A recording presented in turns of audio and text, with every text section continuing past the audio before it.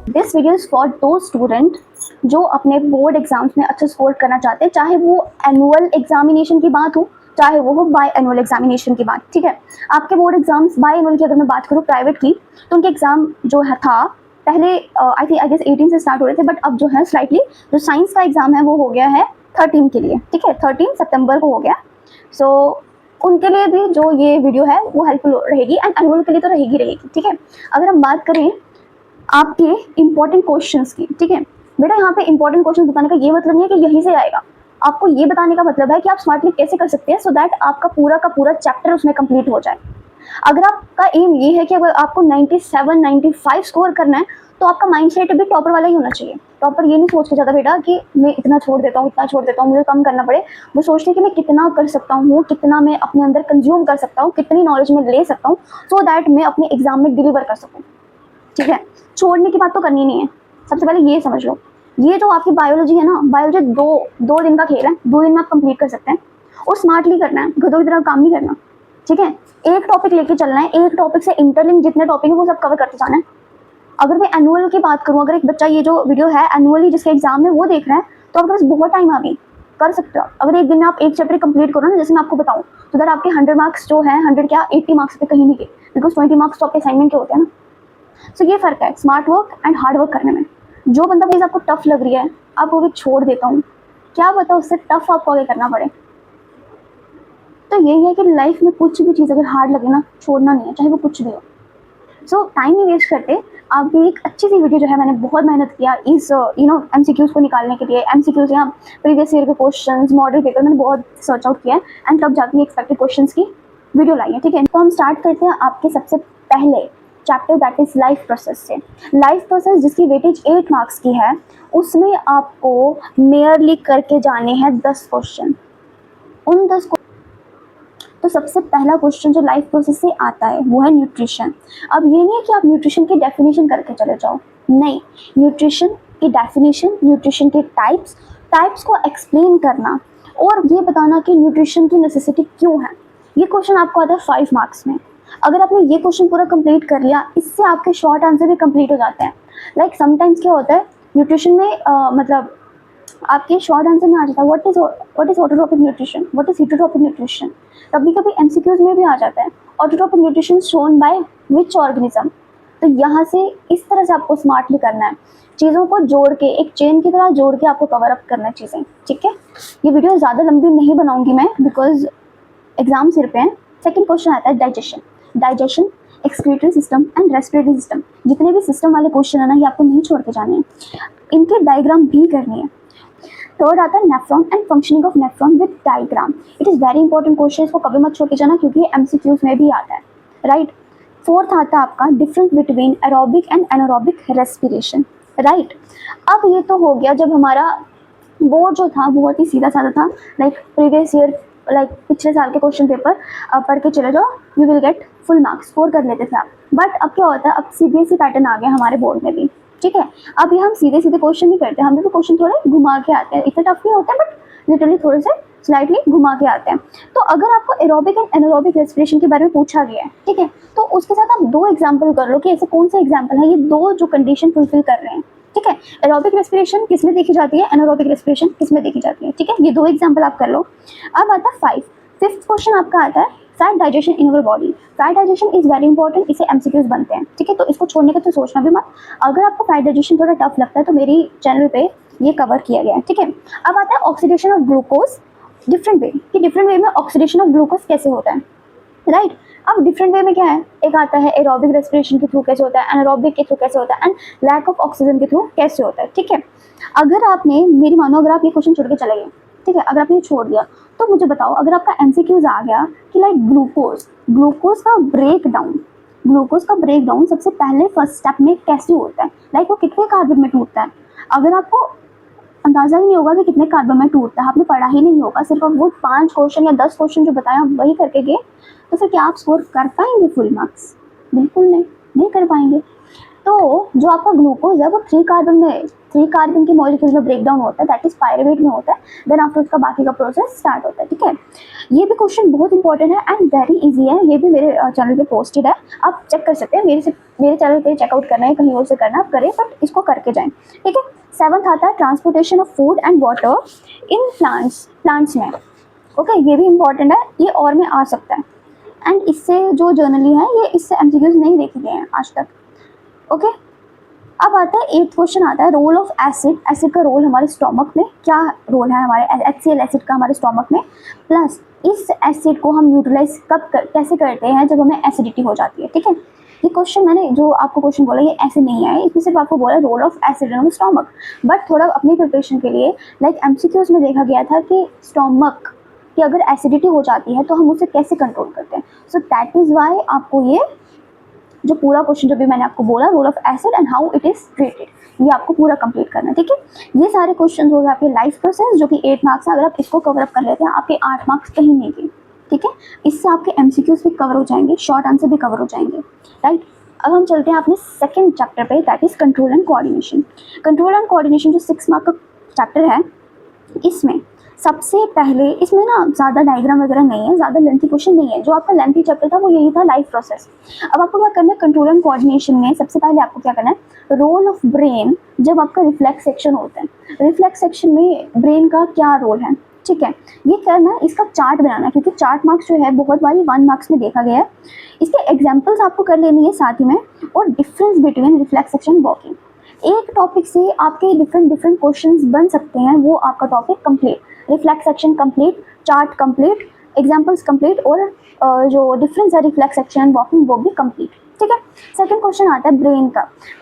Previous year आपको brain की diagram भी बोली थी बनाने के लिए, ठीक है, बट वो क्वेश्चन आर में आ जाते क्योंकि ये 5 मार्क्स का क्वेश्चन आता है एंड पिछली बार डायग्राम देखी थी ब्रेन की, इन शॉर्ट आंसर में भी देखी थी, तो आप उसको कैसे छोड़ सकते हो। ठीक है, अगर आप कर सकते हो तो वो कर लेना, if you are not able to do that, अगर टाइम नहीं है तो फिर आप बर्डन नहीं डालना।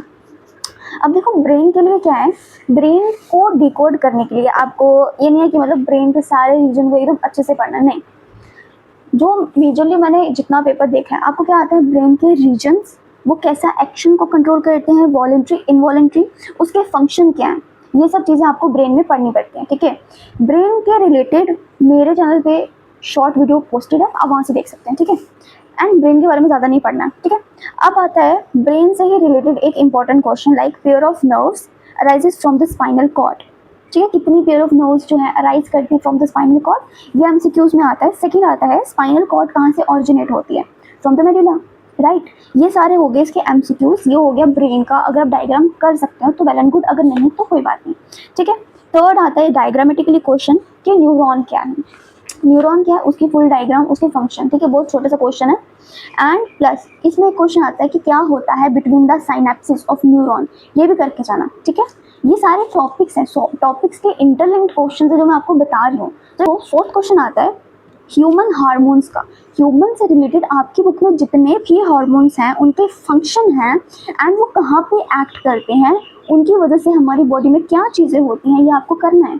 ठीक है, प्लस आपको क्या करना है इसी के रिलेटेड, इसी से मिलता जुलता, like plant hormones like oxygen हो गया, जिबरेलिन हो गया, ये सारे हार्मोन्स, इनके फंक्शन क्या है, अगर ये नहीं होंगे हमारी बॉडी में तो क्या होगा, ये सब आपको कवर अप करना है। ठीक है, एंड यही हार्मोन्स है, लाइक थायराइड हार्मोन अगर हम लेके चलते हैं, थायराइड हार्मोन अगर नहीं होगा, डेफिशिएंसी होगी तो क्या होगा, गोइटर होगा।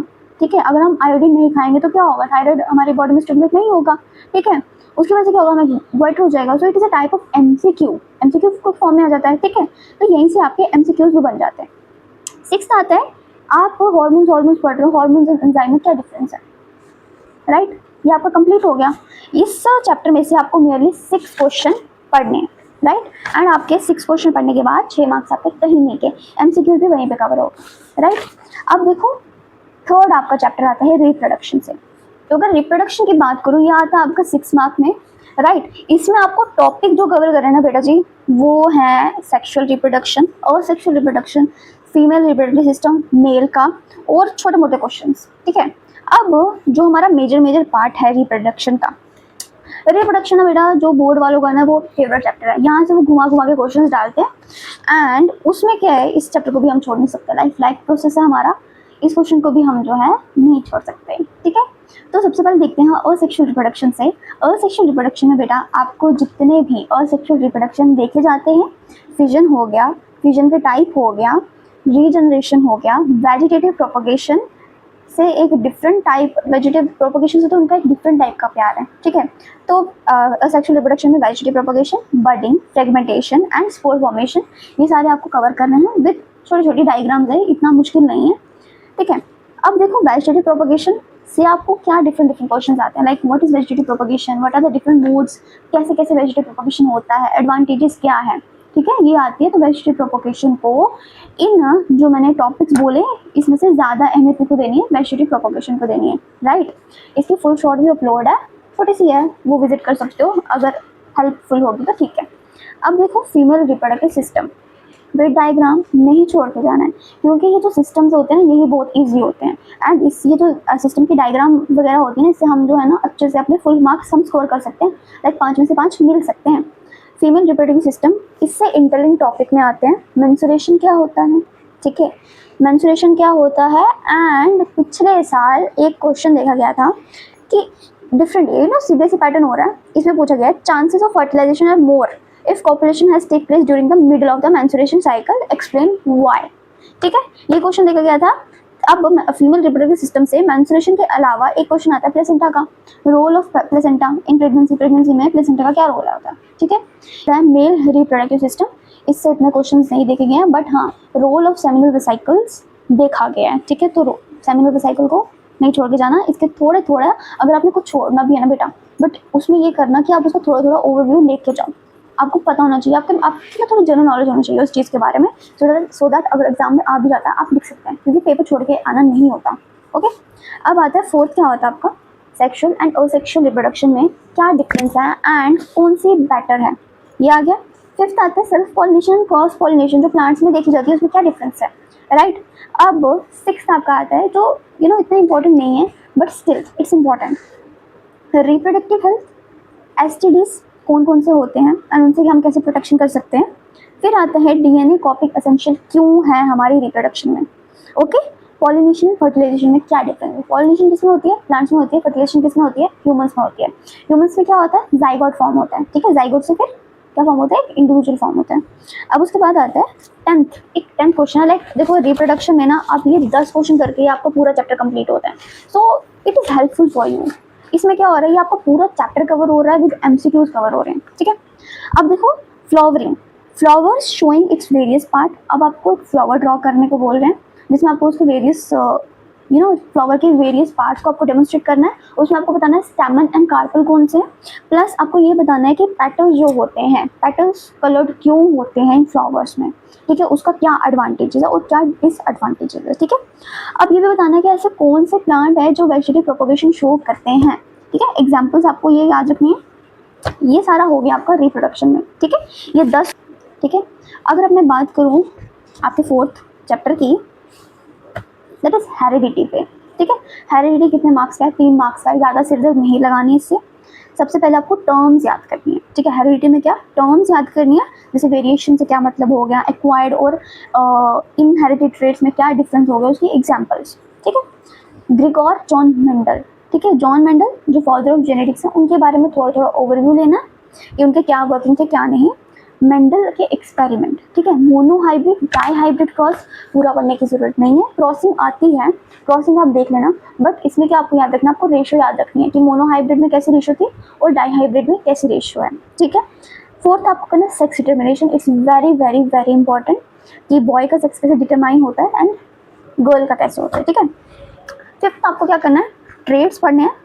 अब मेंडल के एक्सपेरिमेंट्स, ठीक है, मेंडल का अगर आप एक्सपेरिमेंट कर रहे हैं मोनोहाइब्रिड डाई हाइब्रिड क्रॉस, उससे आपको एक इंटरलिंक चीज़ पढ़नी है कि हाउ मेंडल ने कैसे बताया कि जो ट्रेड्स हैं वो इंडिपेंडेंटली जो है इनहेरिट होते हैं, अपनी मर्जी से इनहेरिट होते हैं, उस पर कोई किसी का फोर्स नहीं लगता है, ठीक है। सिक्स आपको कहते हैं factors give rise to new species, ठीक है, ये पिछली बार आया था, ये आउट ऑफ सिलेबस था, बट स्टिल आपको ये पता होना चाहिए कि कैसे एक न्यू स्पीशीज जो है वो ऑरिजिनेट होती है बाय जेनेटिक ड्रिफ्ट, राइट। या म्यूटेशन वगैरह से, ये सब चीज़ों से जो एक न्यू स्पीशीज़ है उसका क्या होता है, इवॉल्व होती है, एक न्यू स्पीशीज़ इवॉल्व होती है। ओके, ये आपका आ गया हेरिडिटी से, हेरिडिटी के 3 मार्क्स कवर। एट लास्ट और इन्वायरमेंट 5 मार्क्स का चैप्टर है।